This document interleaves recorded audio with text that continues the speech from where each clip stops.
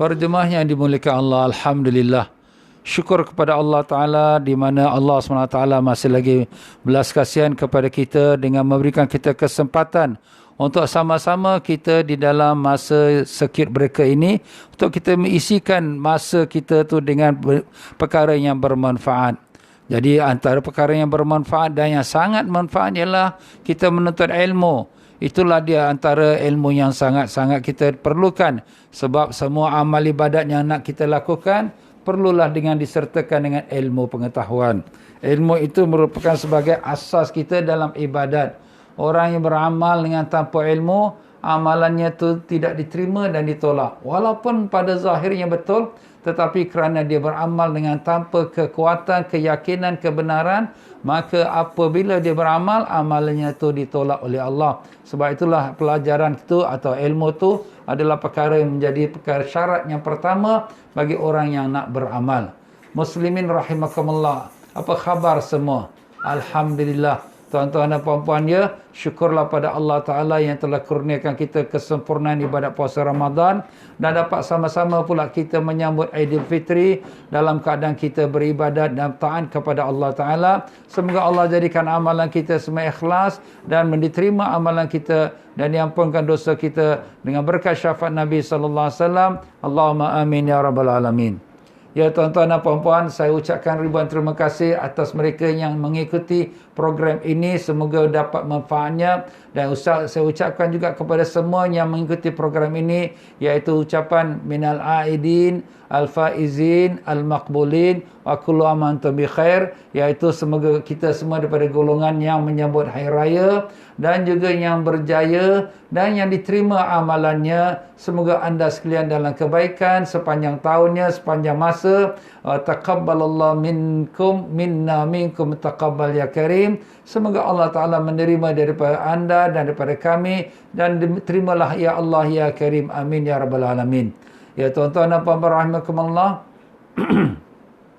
Mungkin ada orang bertanya, ustaz ni tak penat-penat ke nak adakan lagi dah tazkirah Ramadan, ini pula tazkirah Syawal. Begitulah dia muslimin rahimakumullah. Rasulullah sallallahu alaihi wasallam telah berpesan, kun aliman, jadilah kamu orang yang alim. Supaya apa? Supaya nak sampaikan ilmunya kepada masyarakat. Kalau sekiranya tak jadi alim, au muta'alliman, atau jadi orang yang belajar. Jadi kalau kita tak jadi orang alim, kita jadi orang belajar.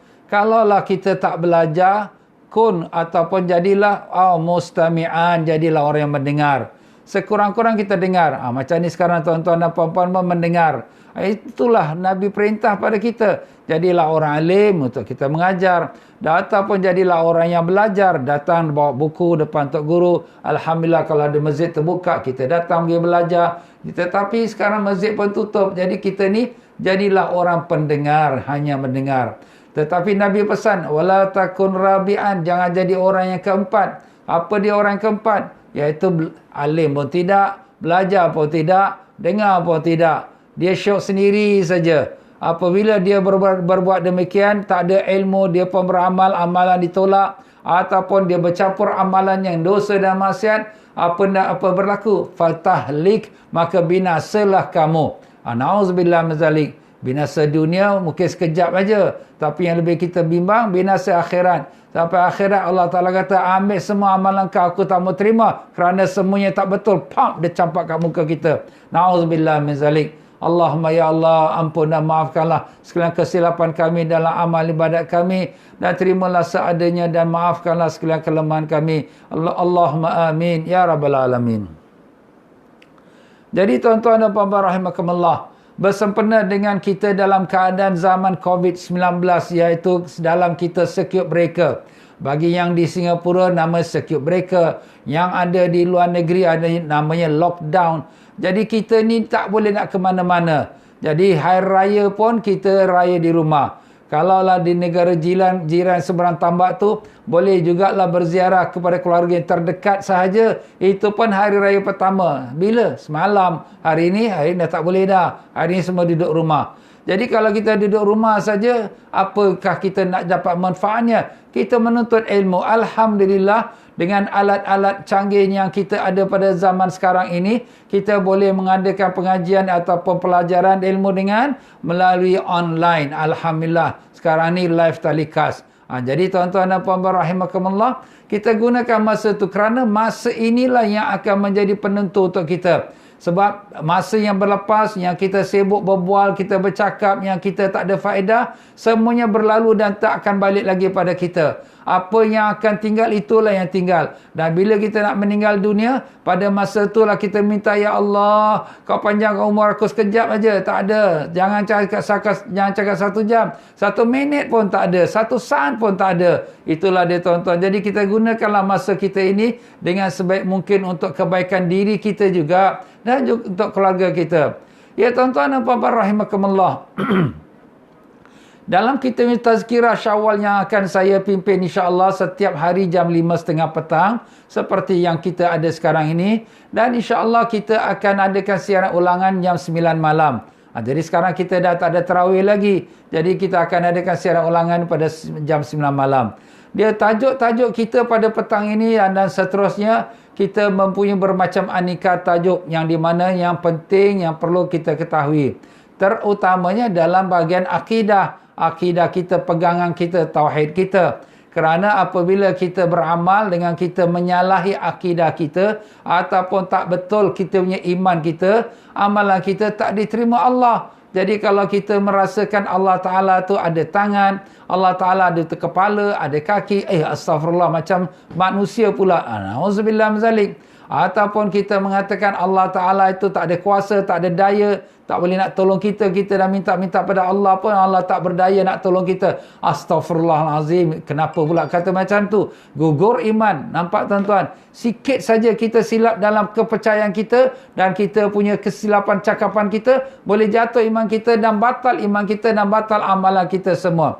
Apakah tidak penting perkara akidah itu? Sudah tentu sangat penting. Sebab itulah Rasulullah SAW bersabda, awwaluddin ma'rifatullah. Perkara yang pertama dalam agama ialah mengenal Allah Subhanahu Wa Taala. Maka dengan sebab itulah dalam kita punya tazkirah ini, kita akan juga masukkan dalam pengajian bab bahagian akidah. Dan demikian pula dalam perkara yang bersangkut paut dengan agama, iaitulah salat kita. As-salatu imaduddin. Salat itu tiang agama.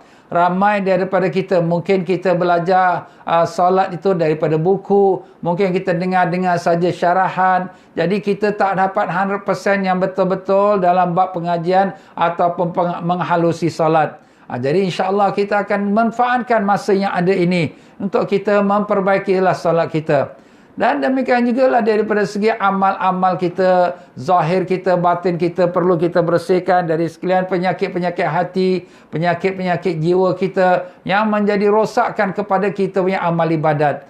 Jadi dengan itu tuan-tuan dan puan-puan, kita manfaatkan masa yang ada ni. Ni sekarang dalam keadaan kita tak boleh keluar rumah, tak boleh ziarah menziarahi, nak beri raya rumah bapa, mak datuk, mak nenek pun tak boleh. Jadi kita duduk rumah, kita manfaatkan. Habis sampai bila Ustaz ni tazkirah Syawal ni Ustaz nak teruskan? InsyaAllah selagi ada circuit breaker ni berjalan, kita akan teruskan. Mungkin kalau circuit breaker dah selesai, dah boleh semua balik tempat kerja masing-masing, maka kita pun, kalau sekiranya kita adakan kita tazkirah kita, mungkin tak ramai yang dapat ikuti. Jadi kita sampai ke had itulah. Sampai bila tu? Itu terserah kepada Allah. Bagaimana Allah menentukan, nanti akan diumumkan oleh pihak pemerintah. Jadi macam itulah juga di negara-negara jiran. Ya, mereka pun tertakluk juga kepada pengumuman daripada pemerintah mereka. Dan semuanya itu adalah ketentuan daripada Allah. Zahir saja. Nampak mata kita daripada pengumuman pemerintah. Hakikatnya ialah daripada Allah Subhanahu Wa Taala. Alhamdulillah. Jadi begitulah dia tuan-tuan dan puan-puan rahimakumullah.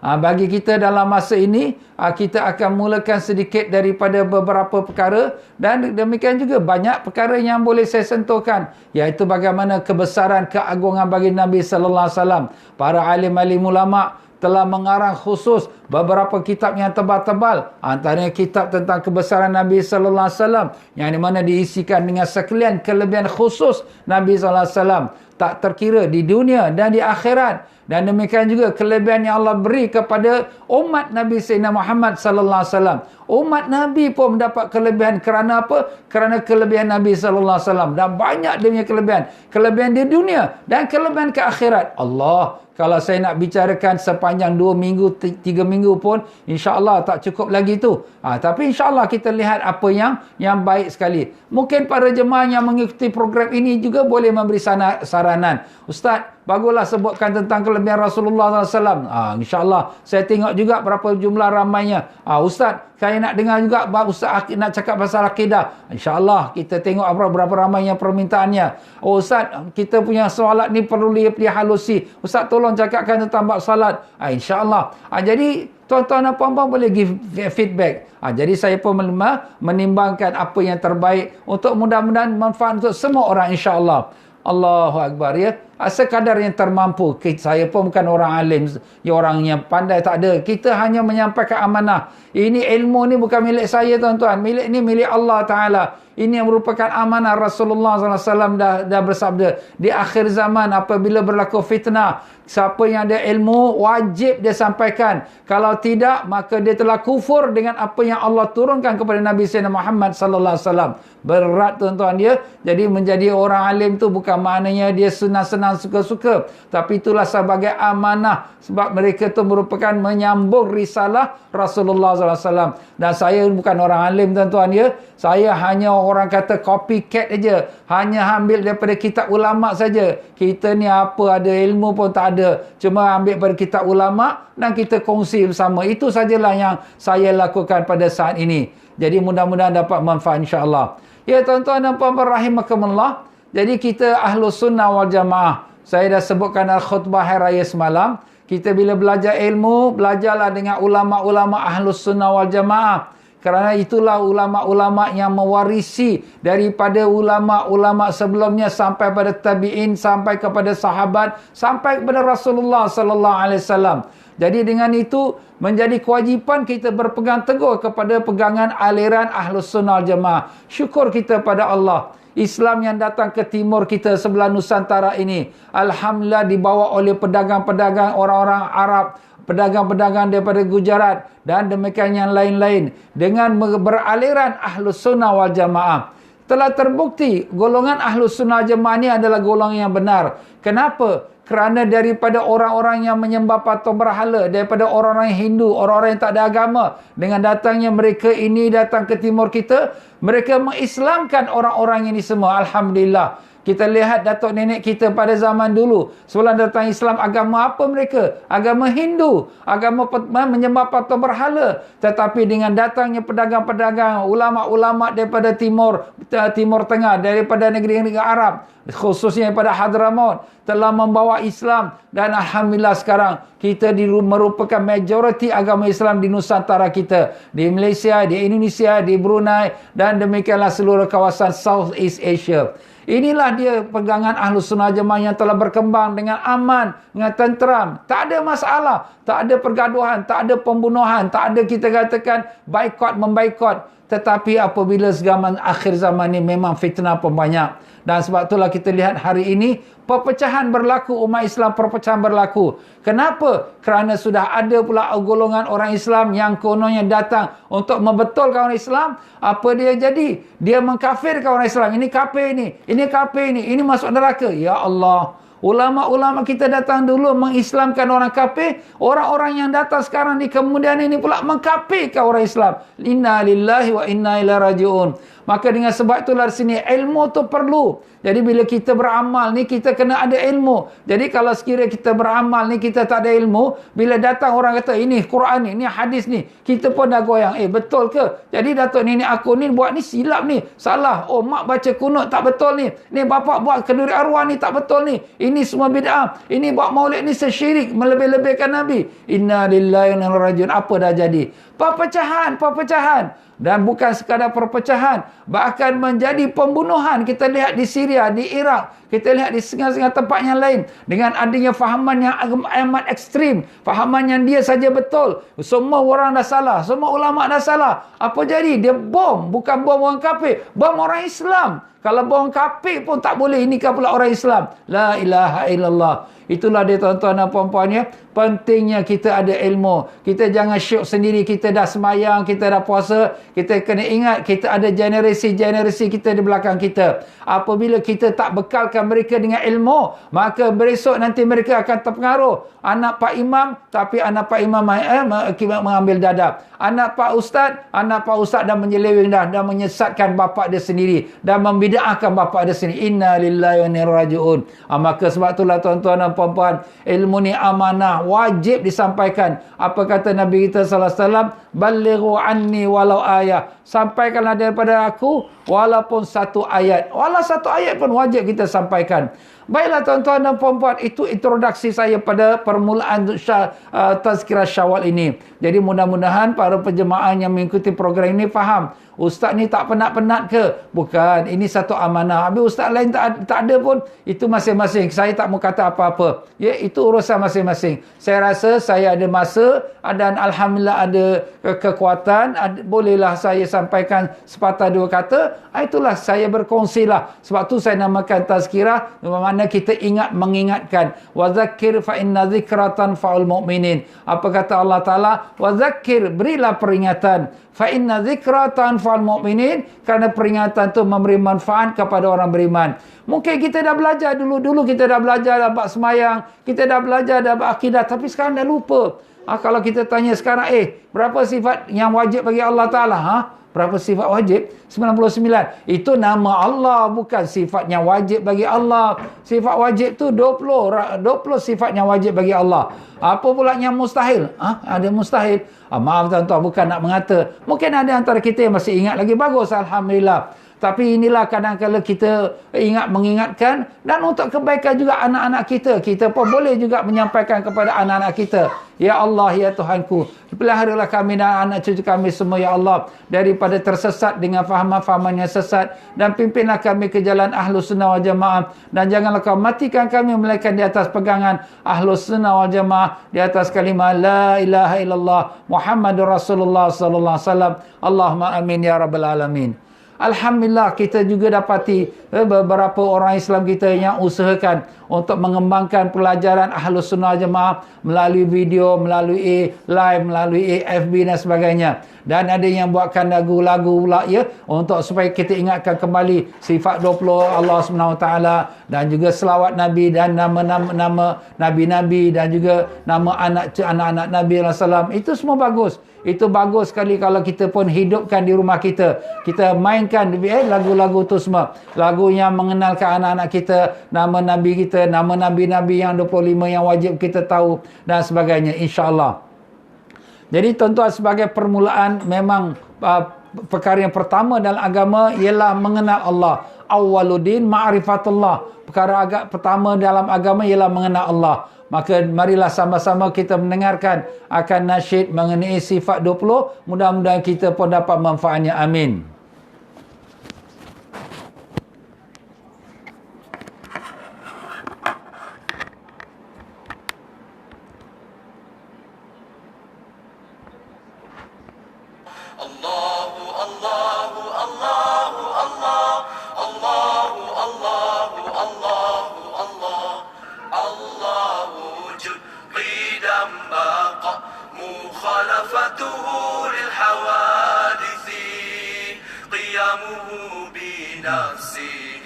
وحدانية قدرة إرادة علم حي سمع بصر كلام قادرا مريدا علما حيا سميعا بصيرا متكلما. Alhamdulillah. Itulah dia para jemaah sekalian ya. Sifat 20 yang telah dijadikan sebagai satu nasyid untuk kita mengingatkan kembali daripada sifat-sifat Allah yang wajib kita ketahui. Sebenarnya memanglah sifat Allah tu bukanlah hanya 20. Bahkan ada ulama mengatakan seperti mana nama-nama Asmaul Husna 99. Bahkan ada ulama lagi melebihkan lagi dengan kata sifat-sifat Allah tu sifatnya sempurna, tak terkira, tak terhitung bilangannya. Namun demikian, di dalam kita mengenal Allah SWT, kita kalau nak hafalkan 99 nama pun tak terhafal. Nak ingat semua pun tak teringat. Ya, jadi dengan sebab tu alim ulama mengambilkan, simplifiedkan dia dengan memudahkan dia dengan supaya dia tu diberikan keringanan untuk dia nak mengenal akan nama-nama Allah yang wajib kita tahu siapa dia. Itulah diringkaskan 20 sifat saja. Itu bukanlah susah sangat. Kita pun dah ada lagu-lagu nasyidnya untuk kita dapat mengingatkan diri kita. Maka begitulah muslimin rahimakumullah, di dalam kita melalui pelajaran ini kadang-kadang dibantukan dengan nasyid, dengan selawat. Sebab itulah alim-alim ulama kita ada membuatkan selawat-selawat supaya kita mengingatkan Rasulullah sallallahu alaihi wasallam. Jadi dengan itulah di para jemaah sekalian ya, sifat 20 wujud, qidam, baqa, mukhalafatul hawadith memang sangat-sangat penting.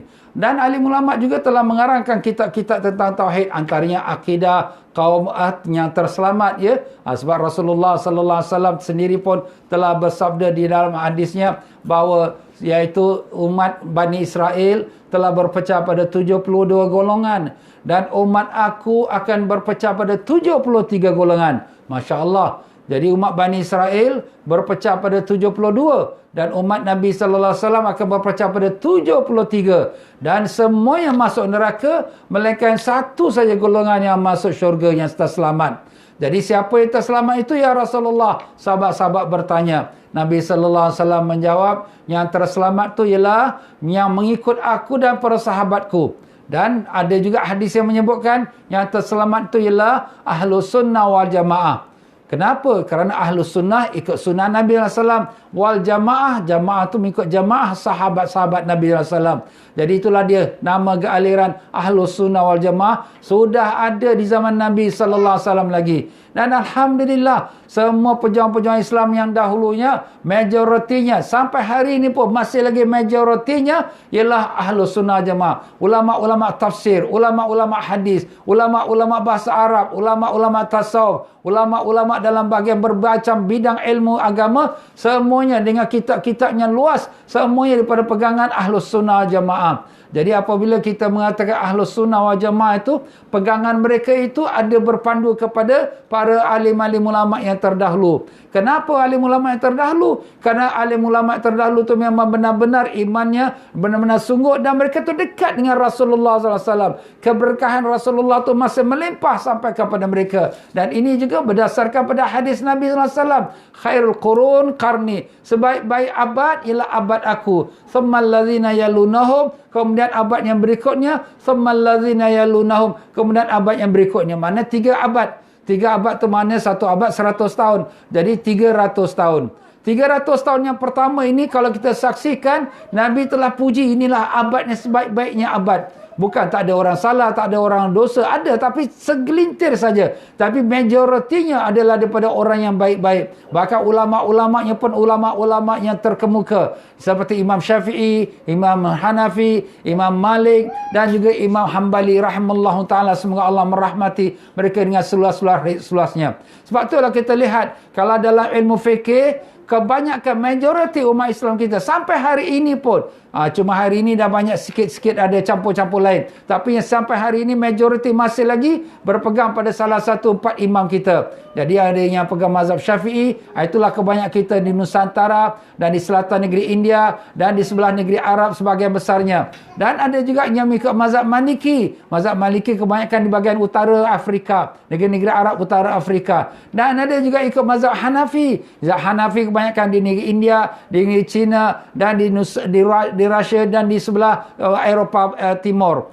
Dan demikian juga ada yang mengikut mazhab Hambali tak ramailah ya. Tapi ada juga sedikit di Syria, di Iraq dan juga di semenanjung negeri Arab. Itulah dia tuan-tuan dan puan-puan rahimakumullah. Kita lihat, alhamdulillah, kita masih lagi berpegang pada yang pesanan Nabi SAW. Alaikum bisawadil azam. Hendaklah kamu berpegang pada golongan yang ramai. Kerana Allah Ta'ala tidak akan sesatkan umat ini dengan jumlah yang ramai. Sudah pasti kalau jumlah ramai ini ada yang buat fatwa yang salah, pasti yang lain akan menolak dan membetulkannya. Jadi begitulah dia tuan-tuan dan puan-puan ya. Syukur kita pada Allah. Kita masih dikurnia, ya Allah. Terima kasih ya Allah. Kau masih lagi meletakkan kami di atas landasan Ahlus Sunnah wal Jamaah dan kekalkan kami, istiqamahkan kami di atas landasan Ahlus Sunnah wal Jamaah. Allahumma amin ya rabbal alamin.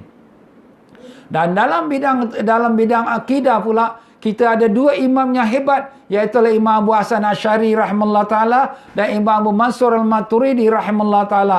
Kedua-dua mereka berada di abad yang ketiga. Lahirnya pada abad ketiga dan wafatnya pada abad yang keempat. Dan mereka telah diiktiraf, diakui oleh semua ulama-ulama besar pada zaman itu. Seumpama Imam Abu Hasan Asy'ari, semua ulama-ulama besar, ulama bahasa Arab, ulama hadis, ulama fikih, ulama tafsir, ulama Masya Allah, semua yang menerima apa yang telah disusun oleh ulama Imam Abu Hasan Asy'ari dan juga Imam Abu Mansur al-Maturidi. Sebenarnya para jemaah sekalian, apa yang disusun oleh ulama ini bukan satu rekaan baru, bukan baru mereka mencipta, tetapi sebenarnya mereka menghidupkan kembali dengan susunan yang lebih mudah. Seumpama dalam bab fikih, bab semayang, bab berwuduk. Macam mana kita nak ambil wuduk? Buka Quran, buka hadis. Bila kita nak ambil wuduk ni, aku pun bukan tahu bahasa Arab, nak cari terjemah, salah pula terjemahan Allah. Silap aku ambil wuduk, silap aku semayang. Habis macam mana? Alim ulama kita telah susunkan rukun wuduk berapa perkara, perkara yang membatalkan wuduk apa dia, rukun semayang berapa perkara, apakah dia Masya Allah. Tak payah nak cek balik Quran. Kenapa? Sebab kita tahu ulama kita ni ulama yang jujur, ikhlas. Tengok macam Imam Syafi'i rahimahullah ta'ala. Dia punya ibadat, dia tahan dia ilmu dia. Waktu malam dia bagikan 3 bahagian. 1/3 ibadat, 1/3 menelaah kitab, 1/3 lagi dia rehat. Masya Allah, kita bukan kata 1/3, sepenuh malam tidur saja. Kalau bangun tahajud pun terkejut aja. Allah. Maaf kata tuan-tuan, habuk tapak kaki Imam Syafi'i pun kita pun tak ada tuan-tuan. Allah, malunya kita. Tapi itulah herannya zaman sekarang ni. Ada pula orang mempertikaikan ini mazhab Syafi'i, aku ikut Quran hadis. Macam kau lebih pandai pada Imam Syafi'i pula. Habis Imam Syafi'i tak ikut Quran hadis. Masya Allah tuan-tuan. Inilah kita bimbang akhir zaman ni. Manusia dah lupa, tak kenal diri dia. Sebab tu Rasulullah SAW bersabda, Rahimallahu mra'an ma'arafa qadra nafsi. Allah rahmatkanlah orang yang mengenal akan kemampuan diri. Dia tahu dia tak pandai, dia tahu dia tak alim. Ikutlah orang alim. Macam saya ni sekarang ni. Bukan saya pandai, bukan saya alim. Tapi kita ikut orang alim. Kita ikut mazhab Syafi'i, kita ada kitab dia. Kita ikut Imam Hasan Asy'ari, kita. Jadi kita ikut berpandu pada mereka yang Allah Ta'ala telah beri kelebihan. Begitulah dia tuan-tuan dan puan-puan rahimakumullah. Dan demikian pula dalam bidang tasawuf. Bidang tasawuf ni alhamdulillah Allah Ta'ala telah berikan kepada kita 2 ulama agung. Bahkan banyak. Antaranya ialah Imam Ghazali rahimahullah ta'ala yang lahirnya pada tahun 450 Hijrah. Dan Imam Junaid al-Baghdadi pada kurun yang ketiga. Subhanallah, rahimahumullah ta'ala. Semoga Allah merahmati mereka semua. Mereka semua ulama yang agung, alhamdulillah. Mereka telah menyusunkan kalau kita nak bersihkan hati. Buka Quran, buka hadis. Mana nak cari ustaz, saya pun tak tahu. Kat juz mana, surah apa. Jadi sini ulama-ulama kita telah huraikan. Letakkan bab ikhlas, bab riya, bab ujub, bab tawaduk. Kan dah mudah. Ibarat kata kalau sekiranya kita nak makan ikan, apa kita pancing ikan kat laut? Alamak, susahlah. Aku nak makan nasi, apa kita tanam padi? Kan dah susah. Nak tunggu bila padi tu nak masak. Aku nak makan buah, apa kita tanam pokok? Singapura mana ada tanah nak tanam pokok lagi ni? Nampak tu? Kan dah susah. Apa yang susah? Awak pergi je lah ke restoran. Adalah nasi mamak. Mi goreng mamak. Kan dah senang. Dia pun siap-siap goreng dah ada dah. Ada ikan, ada daging, ada mi, ada nasi. Kan dah Allah Ta'ala tunjukkan kita. Tapi ada orang tak mau. Dia nak buat sendiri. Dah lah nak buat sendiri. Tak ada kemampuan pula. Dia pergi nak tangkap ikan. Pergi tengah-tengah laut, ikan makan dia. Bukan dia tangkap ikan, ikan tangkap dia. Allah, Allah, Allah. Akhirnya binasa. Itulah akibat berlaku hari ini sekarang ni tuan-tuan dan puan-puan. Anak-anak muda yang lebih-lebih suka lagi kepada dengan internet saja. Dengan Facebook, dengan kita katakan Google, Syekh Google. Akhirnya membuat fahaman yang menyeleweng bahkan yang ekstrim. Ulama kita pintar tuan-tuan, luar biasa. Petang ini saya nak bawa satu kisah ke salah satu pada ulama besar kita, Al-Imam Abu Hanifah rahimahullah ta'ala. Imam Abu Hanifah ni digelarkan iaitu ulama yang dinamakan ulama yang besar, Azam, iaitu ulama yang besar. Beliau ini berguru pada seorang guru ulama hadis yang bernama Syekh Hamad. Syekh Hamad ini guru hadis dan guru pada Imam Bukhari rahimahullah ta'ala. Hebat tak hebat tuan-tuan. Maka berlakulah satu kisah. Di Baghdad ada seorang yang tak percaya kepada Allah, mencabar alim-alim ulama. Dia mengatakan namanya Dahri. Dia membuat pengakuan, siapa daripada ulama yang boleh bahas dengan aku mengenai ketuhanan. Semua ulama-ulama dah dengar dah kisah dia ni, tak ada orang mampu nak berhadapan dengan dia. Maka dia berkata, wahai khalifah, keluarkan satu ulama engkau yang hebat untuk berdepan dengan aku. Khalifah tahu ulama paling hebat sekali pada masa itu ialah Syekh Hamad. Hamim alif dal. Hamad.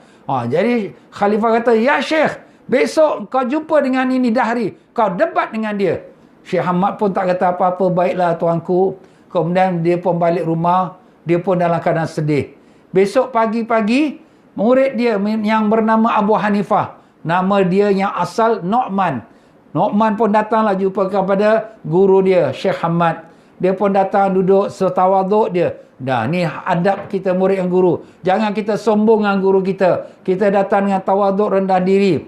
Sebab apa itulah kata Sayyidina Ali radhiyallahu an, man 'allamani harfan sirtu lahu 'abdan. Siapa yang ajar aku satu huruf, aku menjadi hamba pada dia. Bukan hamba tu nak sembah tu, tidak, tapi penghormatan. Itulah Al-Imam Abu Hanifah, hormat pada gurunya.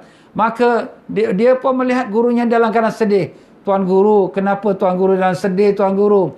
Tuan guru dia kata, aku sudah dilantik oleh khalifah untuk berdebat dengan Dahri yang tak percaya kepada Tuhan tu. Aku sedihlah kerana tadi malam aku mimpi yang sangat buruk. Aku mimpi aku dalam kebun buah-buahan dan kemudian ada satu pokok tengah-tengah. Keluarlah satu babi hutan.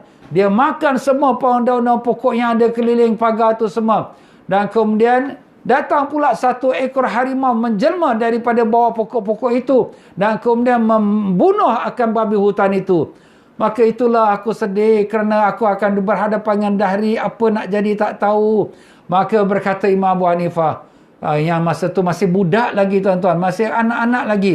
Dia pun berkata, Tuan Guru, alhamdulillah saya ni dikurnia Allah dapat mentadbir mimpi, menafsirkan mimpi.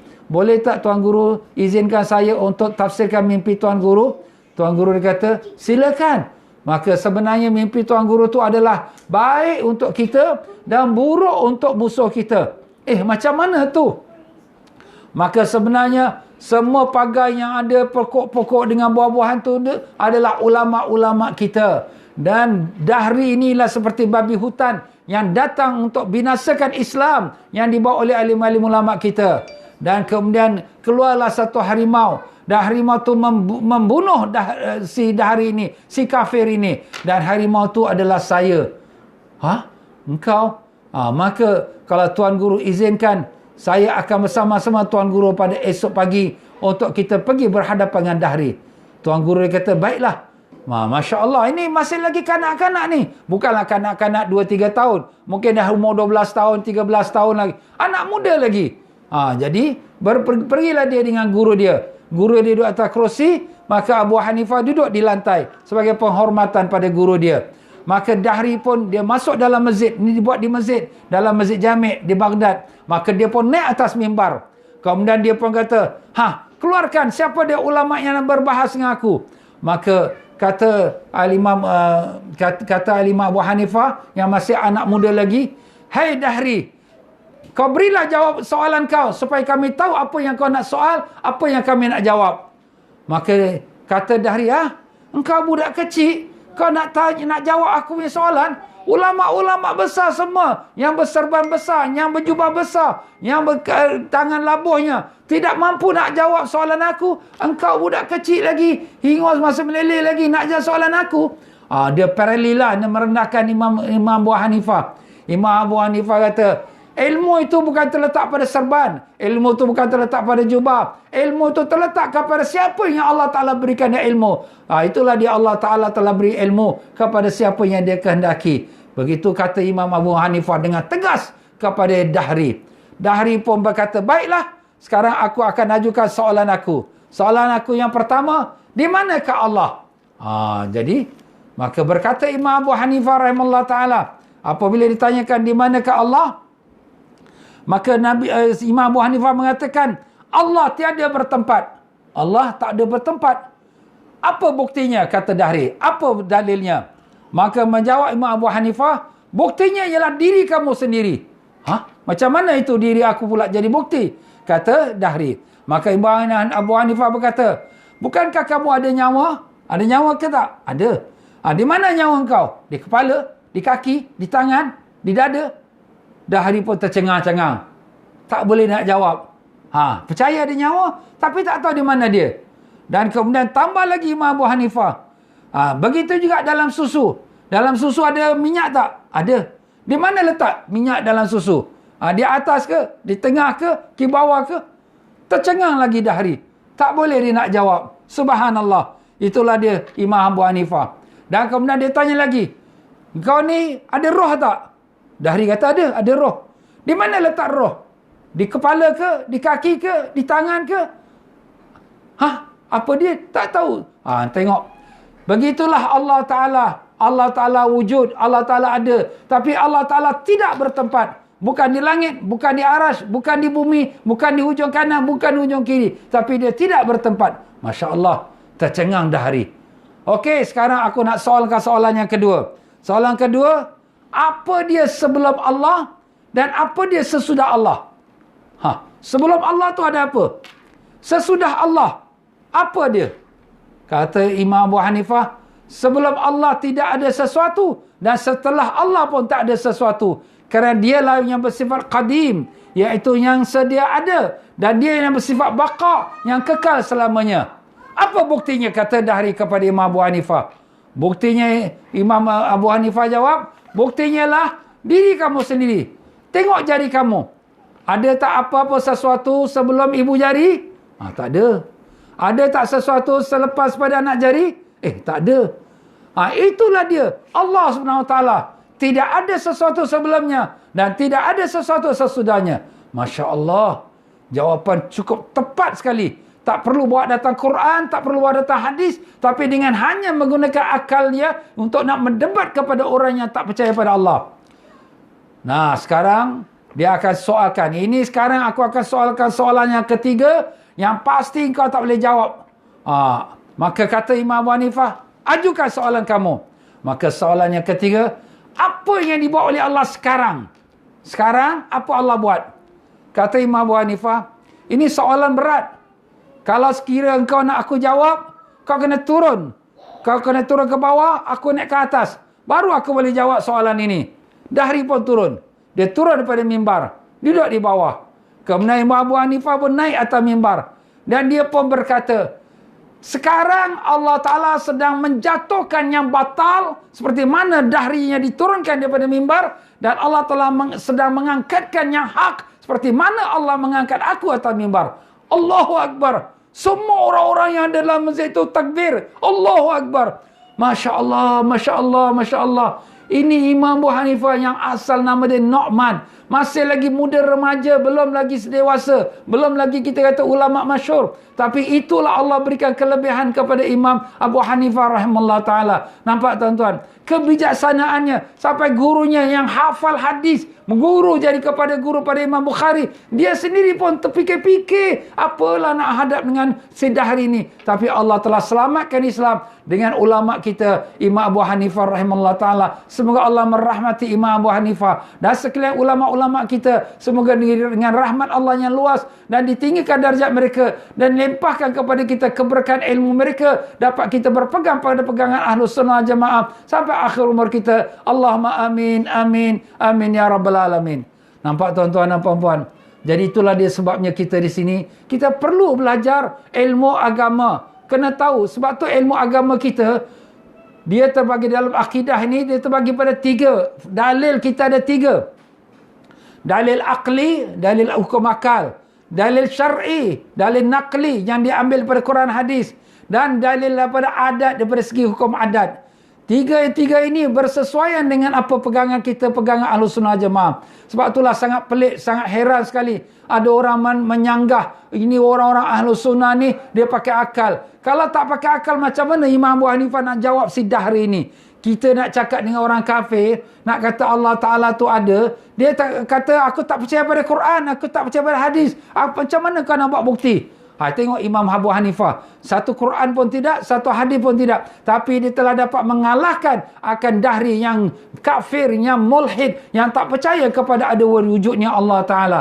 Sebab itulah di sini alim-alim ulama kita telah meringkaskan untuk kita orang awam yang ramai, untuk memudahkan kita memahami siapa Tuhan yang kita sembah, maka diadakan dia pelajaran sifat 20. Sifat 20 wujud, adanya Allah, wujud qidam, Allah Ta'ala tu sudah sedia ada, baqa yang kekal selamanya, mukhalafatul lil hawadis yang menyalahi akan segenap sesuatu. Ini semua sudah ada dalam pelajaran kita. Ada orang kata, ustaz, ini pelajaran direka ulama.